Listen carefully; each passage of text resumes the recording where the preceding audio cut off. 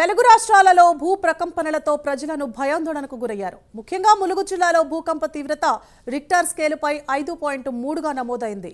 ములుగు జిల్లా కొండాయి వద్ద భూకంప కేంద్రం ఏర్పడినట్లు శాస్త్రవేత్తలు గుర్తించారు. అయితే తెలంగాణలో 1969 జూన్ 13న భూకంపం 5.3 తీవ్రతతో వచ్చిందని, మళ్లీ 55 ఏళ్ల తర్వాత ఇప్పుడు అదే స్థాయిలో వచ్చిందని, మరోపక్క మేడారంలో సమ్మక్క సారలమ్మల గద్దెల వద్ద ప్రకంపనలు రావడంతో భక్తులు ఆందోళనకు గురయ్యారు. ఇక భూకంప తీవ్రత కూడా మేడారంలోనే ఎక్కువగా నమోదైందని శాస్త్రవేత్తలు తెలిపారు. భూ ప్రకంపనలు రావడంతో ఇళ్లలో ఉన్నవారు బయటకు పరుగులు తీశారు.